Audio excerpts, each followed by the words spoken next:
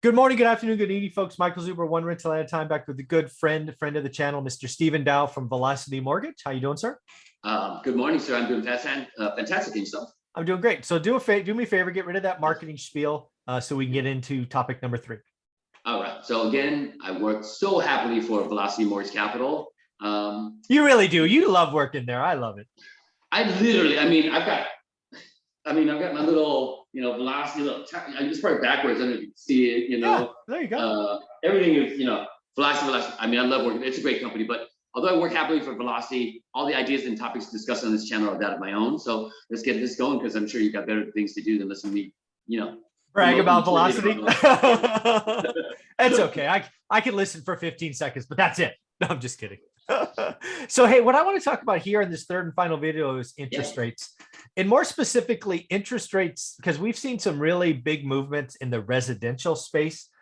We've seen some very interesting actions by a mortgage broker / tech company, Bettercom, Right. but also tie that into non-QM lenders, because a lot of people follow the 10-year, and the 10-year makes the 30-year, and all of these other things in the mortgage industry. But in the non-QM space, it's far more the reactions. Well, there really aren't reactions. Any movement is measured.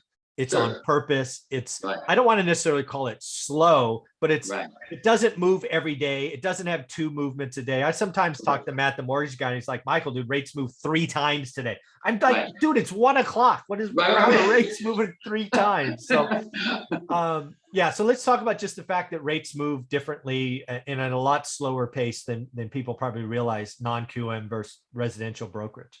Right.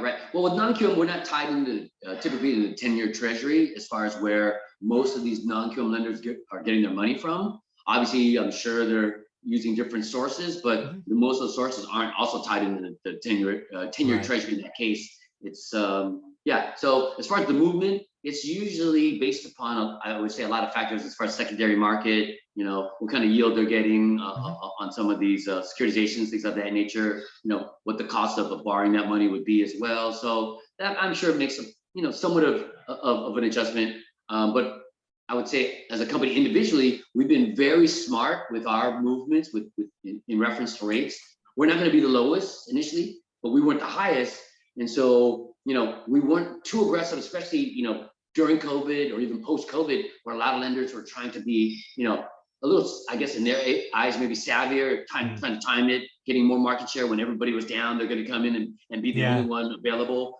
But then with that aggression, I think, don't know if they were getting, very good yield in their rates, and when they go to sell. So it's just a snowball. But I know when the market's going to move, it's going to start to weed out a lot of the maybe smaller, or at that initial time, more aggressive lenders. But in the big picture, so again, personally, I can see we're not going to be moving that much. So one of the things I will say, because again, I can say it, you may not be able to, Bettercom is a mortgage broker that's obviously in the news. The CEO made some probably very bad PR decisions.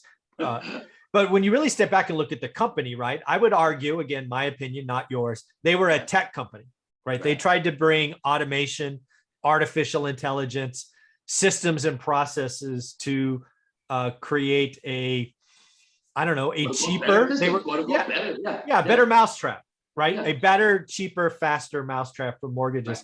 And it worked when mortgages were flying off the shelf. I had a conversation with Matt, the mortgage guy, about 3 weeks ago, and we called this, dude.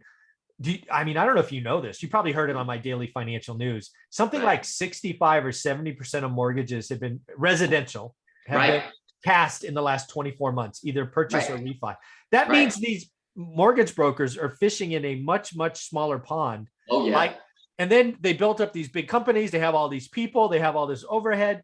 Then the market slows down, like I've been calling. And suddenly they're losing money because their margins were so thin. It's like, they were looking to expand, and they didn't take, kind of the time to. They need to listen to the daily financial news, because I told them this was coming, and they were just do the work. Do the work. Oh, that is hilarious. That is awesome. But I really wanted to talk about, because again, I think rates, again, the Fed meets next week. They're going to talk about There's tapering. signs. I mean, what more than like a multi-million-dollar company having to lay off 900 people on a Zoom call? They got to look at their bottom line. So there's signs. Right. The business is slowing. Oh yeah. When a company has to lay off 900 people, yeah, there's a reason for that. That should yeah, there's a signal in that, folks. There's that's not noise. That's a signal. Yeah. Pretty crazy. But again, I think the non-QM lender space not really impacted by this, right? You are you've carved out a unique position, right? Matt, the mortgage guy, is going to see a slowdown, less purchases, less refis, because again, he's feeding the buy box of banks, Fannie and Freddie. Non-QM, a little more hair, asset-based, compensating factors. That business doesn't change. And I would argue that business gets better because the deals that get done in a slowing market probably have hair on them. Maybe maybe you want to buy 5 houses from that landlord who gave up. Maybe you want to buy 4 duplex. I don't know what it is. Maybe you want 30-year money on apartments. I think the non-QM space is going to get good. And I'm excited about what you and I are doing. We're trying to get another deal done this year. As you know, I'm trying to get that deal done before the end of the year together. We'll see if the seller agrees, but either way, we'll do some more stuff in 2022. So any kind of closing thoughts on rates? I mean, as far as when, conventional rates creep up, we're going to, at some point slowly, but it's not a knee-jerk reaction because it's not tied in with the 10-year treasury. And so to some degree, we may see a little bit of a slowdown as well. But if the cap rates, make sense and things of that nature, it's a different why to get financing through us on investment properties than it would be on a residential, primary residence or something like that. So it's, there's going to be different kind of, I would say, investment strategies, but we're doing fantastic. I mean, we just had another record month and we're looking at another record month. So it's going very well because it all makes sense, especially in this kind of market where people are afraid. It's an inflationary market. They've got short-term fixed or what have you. They want to lock in 30-year money. And so it makes sense with a lot of people. Like I was saying, we'll get to it. 30-year money, folks. Again, really do the math. If you have an apartment or commercial office like I do the math on 30-year money, 30-year AM. Yep.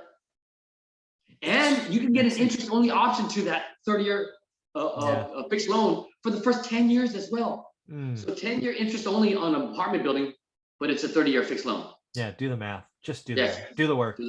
How do you want them to reach out? Because people need to be at least considering this. Just email me at sdao@velocity, the word mortgage spelled out, .com, and then please leave the acronym ORAAT in the subject line so you make it past my firewall, and then just briefly list down I don't know, desired terms as far as what your loan amount would maybe, the purchase price, or a value, your mid FICO score, is this a purchase or refi, property type, and then a best phone number to call you back at. That'll give me at least the meat and potatoes of what I'm going to normally request anyway, and then from there I'll know what specific questions to ask to speed up the conversations to again get you an accurate quote and or response. Otherwise, it sometimes takes a long way around to get to where we needed to get to. So the 24 hours, like I told you in the previous channel, I need 28 hours.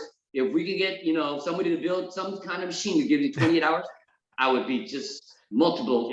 But I gotta sleep and I gotta eat. So those 4 hours is basically what I do within those 4 hours. I eat and sleep, and then I'm good for the rest 20. So there you go. But phone number is the best way. We'll make a quick conversation, and I'm working all weekend, so I'm looking forward to hearing from people. Blow them up, folks. If you're looking at getting one of these deals done, slow down, hair on it, whatever, asset based, all these things that a non-QM lender brings, check them out. Thanks, Stephen. Thanks, Mike.